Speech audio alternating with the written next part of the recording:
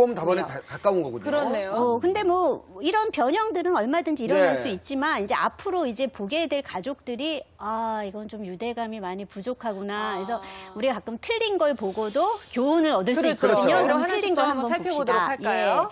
자, 이거 보면은 무슨 얘는 건축가 같아요. 그림 잘 그리네요, 어린애가. 예. 잘 근데 이제 그렸네요. 이런 그림은 뭐라 그러냐면 구획이 젖어 있다. 그래서 벽이 이렇게 다 젖어 있죠. 네. 그래서 사실은 이 그림을 그릴 때는 가족이 뭔가를 하고 있는 거를 그려봐라 했는데 이거는 각각의 따로 어떤 놀아요. 벽을 그래서 구획이 져 있다라는 거예요. 이런 가족은 가족 응집력이 적고 평소에 어떤 상호작용이나 애정 교류가 적다라는 거죠. 그래서 가족 모두를 따로따로 둔 거는 우리가 이제 유대감이 부족한 아이들한테서 흔히 발견할 수 있는 이제 그림이에요. 아이는 컴퓨터 하고 있고 아빠는 신문 읽고 있고 엄마는 등 그렇죠. 돌리고 계신 예, 것 같은 다 느낌이 어떤 들어요. 네. 표정이나 감정 같은 것들이 또 전혀 드러나지가 않았어요. 네, 다음 경우입니다. 이거 보면은 자연스러운데라고 생각할 수 있어요. 그런데 여기서 특징적인 건 뭐냐면은 이 그림의 특성은 포위예요.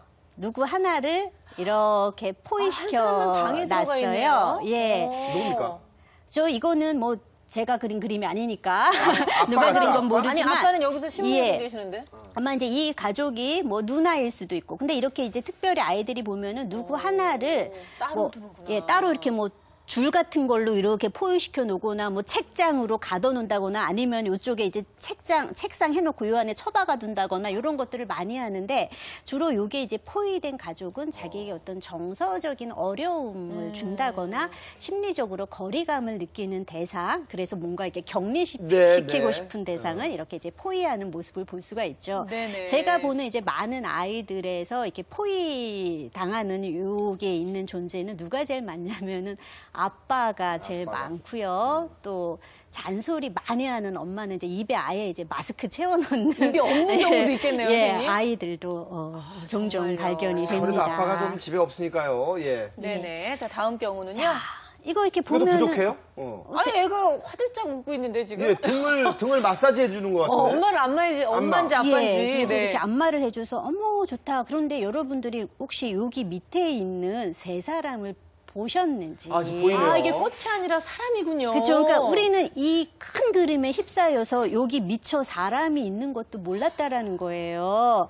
이게 가족을 그린 건데 그럼 도대체 이 가족은 뭐냐? 존재감이 집에 뭐 없는 요정이랑 거네요. 사는 거냐? 그게 아닌 거거든요. 네. 그래서 아이들이 이 가족화를 그릴 때 보면은 어떤 사람은 유난히 크게 그리고 어떤 사람은 또 유난히 작게 그려요. 크게 그리는 사람은 자기가 존경하거나 네. 혹은 굉장히 권위가 있다거나 영향력이 힘이 있는 있다거나 사람. 예, 네. 어떤 대단한 힘을 가진 사람을 크게 그리고 예. 상대적으로 작게 그리는 사람은 무시하는 네. 사람인 거예요. 제 딸이 저를 작게 그리면 안 될 텐데요.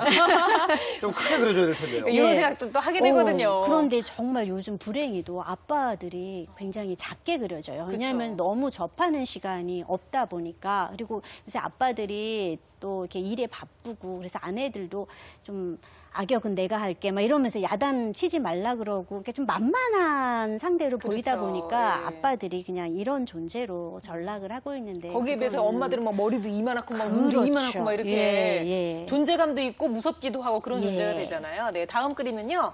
자 이걸 보면은 뭔가 같이는 하고 있네요, 선생님. 딱 이렇게 보면은 그냥 좀 답답한 느낌이 좀 들어요. 모두 다 이제 가족이 이제 텔레비전을 TV만 보고 보고 있고 가족 간의 상호작용은 없는데 여기서 우리가 주의 깊게 봐야 될 거는 얼굴이에요.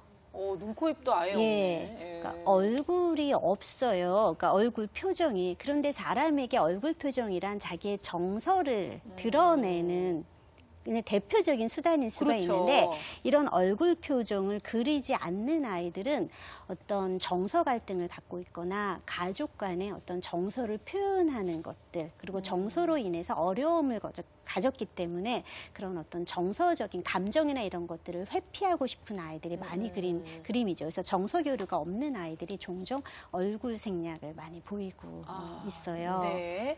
자, 그리고 자, 우리가 이제 이런 그림을 딱 그렸을 때 이거는 만 5세 미만의 좀 운동 능력이 빈약한 아이들이 이런 식으로 그리거나 아니면은 좀 그러니까 발달이 부진한 아이들이 이런 식으로 많이 그리는데 그렇지 않음에도 불구하고 이렇게 그렸다. 그렇다면?